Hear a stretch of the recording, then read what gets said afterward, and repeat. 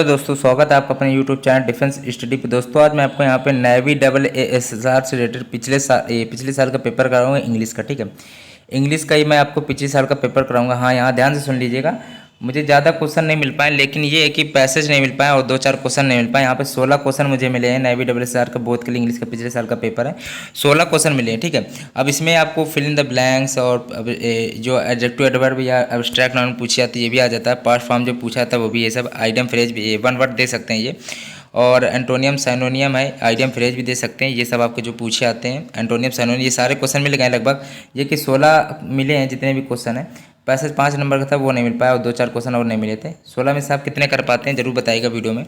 ठीक है, कमेंट में जरूर बताइएगा। चलिए वीडियो स्टार्ट करते हैं। 6 नंबर क्वेश्चन दिए गए, स्पॉट द मिस स्पेल्ड पूछा गया। इन चारों ऑप्शन को देखिए जिसमें आपका एक गलत है।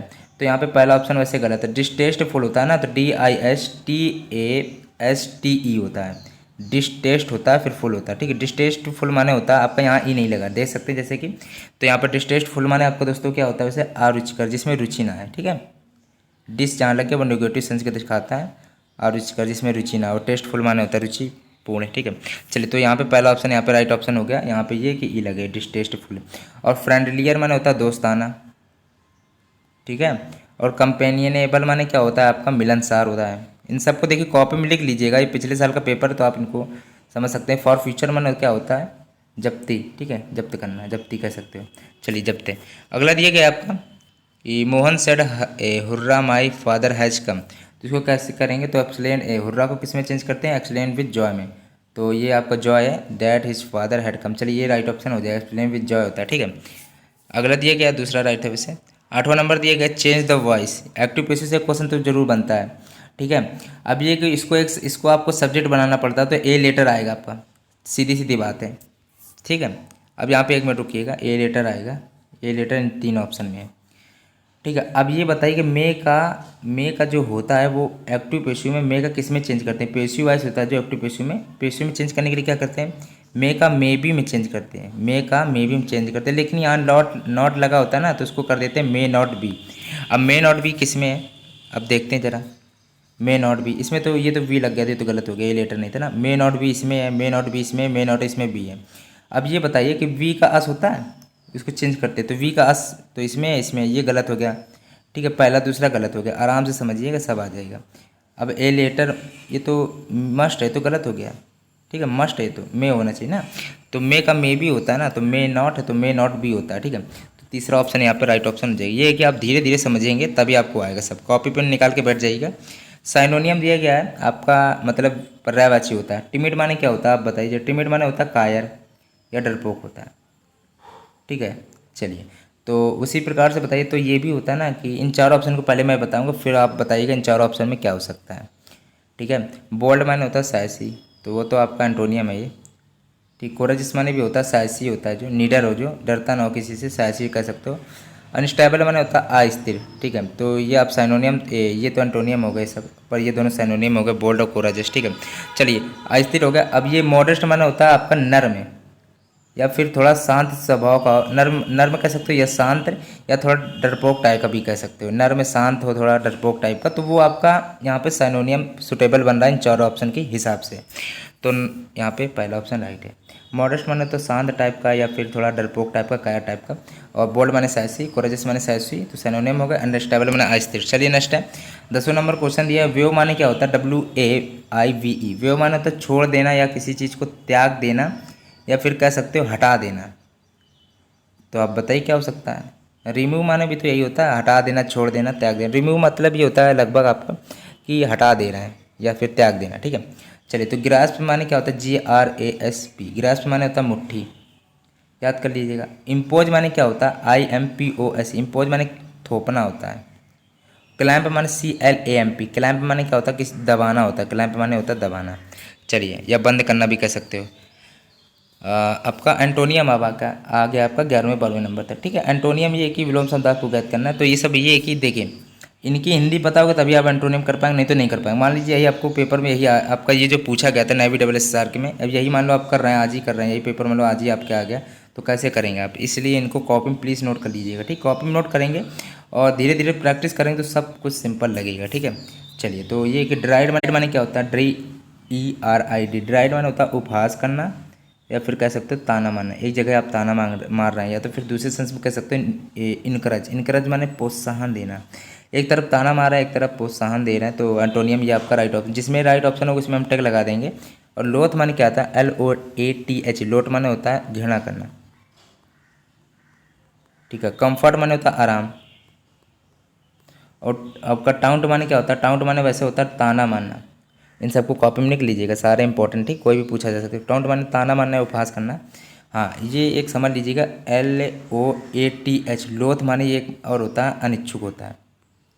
बस अंतर ये कि इसमें ई लगा होता है, ई लगे तो घृणा करना, अगर ई ना लगे तो अनिच्छुक होता है। पढ़ लीजिएगा, एक बार लिख लीजिएगा, ई लगता है तो घृणा करना, चलिए, नहीं लगता फिर अनिच्छुक हो जाएगा। तो इलिवेट माने क्या होता है, वैसे राइट ऑप्शन तीसरा था, ठीक है। इसके माने होता है उपहास करना, ताना माने, तो इसके माने प्रोत्साहन देना करना, ठीक है।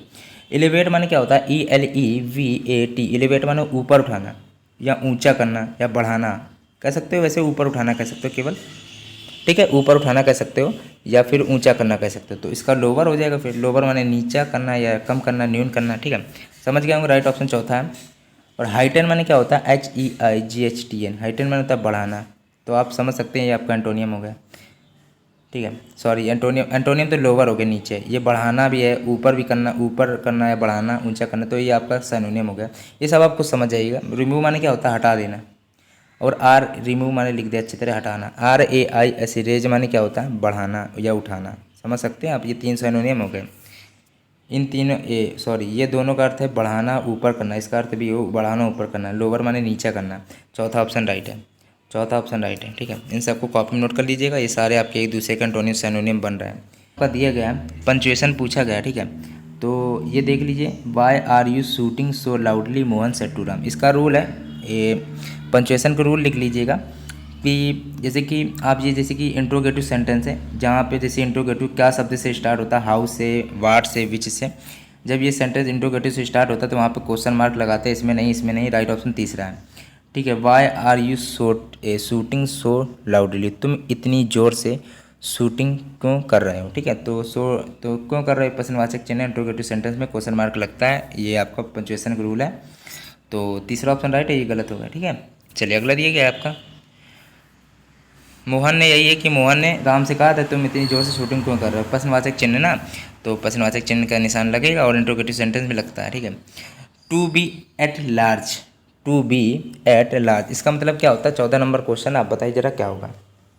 चलिए, तो इसका मतलब होता है कि एक प्रकार से कह सकते हो फरार होना। टू बी एट लार्ज मतलब होता है फ्री होना, ये स्वतंत्र होना, स्वतंत्र हो रहा है या फिर फरार हो रहा है, एक ही बात होता है कि नहीं। तो एब्सकॉन्ड यहाँ पे राइट ऑप्शन हो रहा है इन चारों के हिसाब से, तो 14 का दूसरा ऑप्शन राइट है, ठीक है। ये कि to be at large, to be at large माने होता है, इनको कॉपी में लिख लेना, स्वतंत्र होना या भगोड़ा होना, ठीक है, भाग जाना, या तो फिर कह सकते फरार होना। टू बी एट लार्ज भाग जाना, ठीक है, एब्सकॉन्ड फरार होना। चलिए नेक्स्ट है, एडजेक्टिव पूछा डिफिशेंसी, डिफिशेंसी माने होता है कमी वैसे। अब ये इसका वो एडजेक्टिव पूछा गया, एडजेक्टिव जरूर आपका पूछा जाता है, ठीक है। डिफिशियंट हो जाएगा यहाँ पे, सॉरी एक मिनट रुकिएगा, ये ना, तो डिफिशियंट हो जाएगा, डिफिशियंट हो जाएगा, डिफिशेंसी का डिफिशियंट हो जाएगा, ENT लगेगा लास्ट में, और याद कर लीजिएगा, ठीक है। हाँ, अब एब्स्ट्रैक्ट नाउन भी आ सकता है एक। चलिए 16 number question, abstract noun of humble, humble भाई हो जाएगा नर्म टाइप का। चलिए एब्स्ट्रैक्ट नाम पूछा गया तो इसका क्या होगा आप बताइए, ह्यूमिलिटी हो जाएगा। यहाँ पे हम स्पेलिंग लिख देते हैं, जिससे यहाँ पे लिखा नहीं ना, HUMILITY। मैंगो का मैंगोस हो जाएगा, MANGOES, मैंगोस हो जाएगा, ठीक है। और अगला दिया past form of spread, spread का वो जो पास्ट फॉर्म है, वर्ब की सेकंड फॉर्म पास्ट फॉर्म होती है, वो स्प्रेड ही रहेगी, और थर्ड फॉर्म भी स्प्रेड रहेगी। स्प्रेड माने तो फैलना, वैसे तीनों वही रहेंगी, ठीक है। Second form, third form, spread spread spread रहेंगी।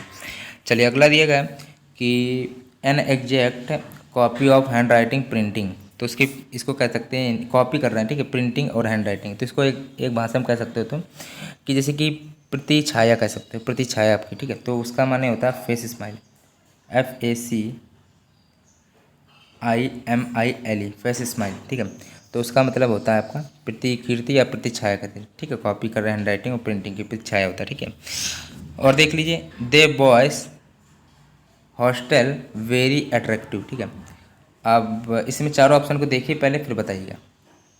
देखिए वे लड़कों, देखिए बॉय माने तो लड़का होता है, लेकिन जहाँ एप्रोस्ट्रॉफी एस लग जाता है तो लड़कों का, वे लड़कों का जो हॉस्टल है वो बहुत ही अट्रैक्टिव है। तो ये प्रेजेंट को शो करेगा तो इज एम आर लगना, मतलब इज लगेगा। हैज काट दीजिए, हैव कर लीजिए, क्योंकि प्रेजेंट की बात हो जाए तो इज लगेगा तो आर लगेगा, ठीक है। अब हॉस्टल क्या होता है आपका, हॉस्टल इसमें सिंगुलर मानेंगे, इसी के हिसाब से आप लगाएंगे। तो यहाँ पे आपका सिंगुलर वर्ब लगे, प्लूरल होता है ना आर, तो इज लगेगा, यहाँ पे राइट ऑप्शन है। वे लड़कों का हॉस्टल वे बहुत अट्रैक्टिव था, आकर्षक था, ठीक है। The post of the very very important है, इनको लिख लीजिएगा, ये आपको आना चाहिए। The post of principal is still vacant, ये होता है कि देखिए इसको एक भाषा में समझ लीजिए। जैसे कि पोस्ट हो या किसी की रैंक हो, पोस्ट या रैंक है उसके बाद में प्रपोजिशन नहीं आती है, मतलब ये कि उनके बाद में सॉरी आर्टिकल, उनके बाद में जो आर्टिकल होता है वो नहीं आता है।